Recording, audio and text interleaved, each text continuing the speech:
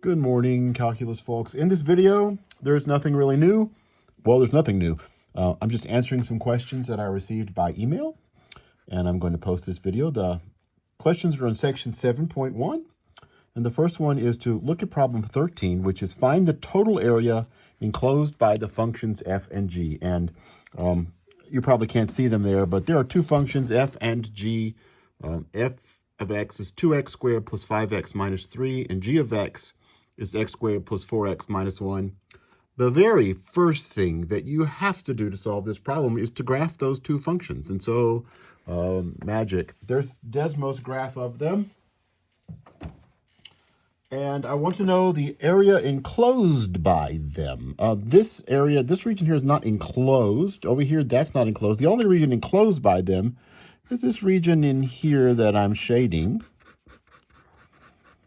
That's enclosed by them. The other two aren't closed in. The other two parts of where the graphs are. So I've got this little region there. It kind of looks like a Nike swoosh. That was not intended as an advertisement, just an observation. Okay.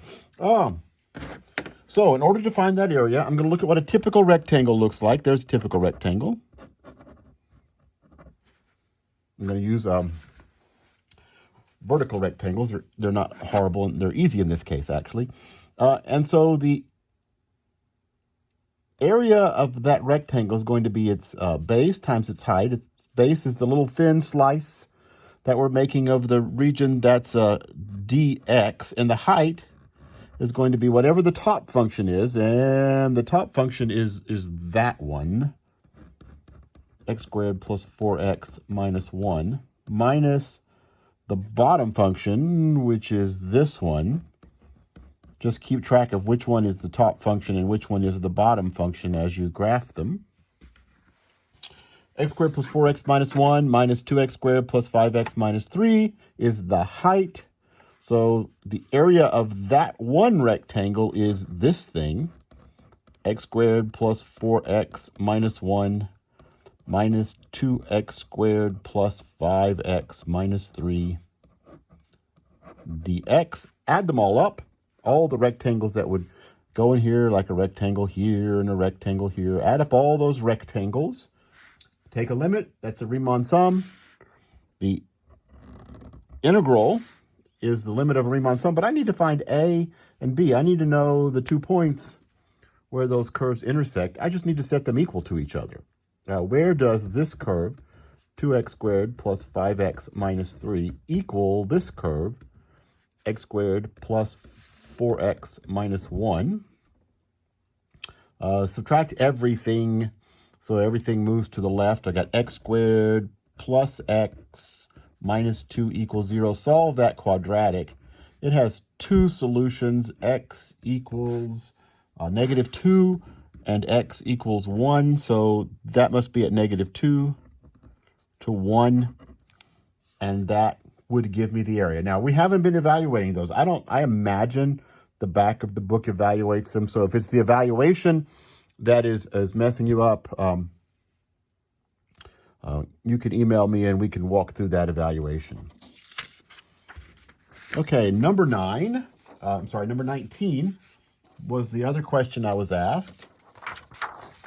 And it talks about the fact that when sine and cosine are both graphs, the sine function and the cosine function, they intersect and make lots of regions that look like that. Just over and over and over and over, all the way. But they all look the same. They all look like this. And here's one of them. Here's one of those regions. Right in there. There's another one here. There's another one here. And they go on forever. It makes a lot of regions that look like this. You should pull up Desmos or use your graphing calculator to figure out what that looks like if you're having trouble seeing it on my paper here. And so I want to know the area of that particular region I just outlined in pink. Here is a typical rectangle. Once again, height is top minus bottom. This top function, which one of those is that? It's the one that comes back and hits the axis 0. That top function here is sine x minus the bottom function, cosine x. That would be the height.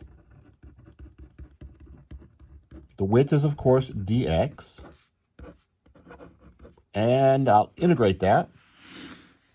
From where to where is the point here? Where do those functions equal? Where does sine x equal cosine x? Where do the sine function and the cosine function have the same value? Well, there are infinitely many places where they have the same value.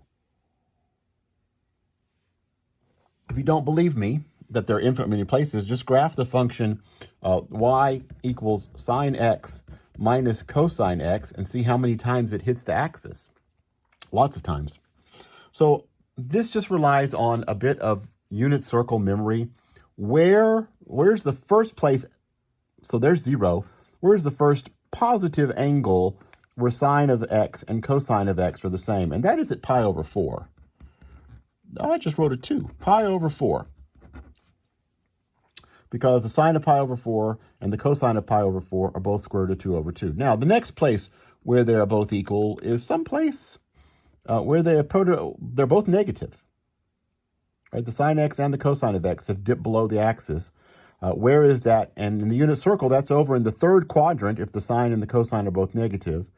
And the place over in the third quadrant where the sine and the cosine are equal is at 5 pi over 4.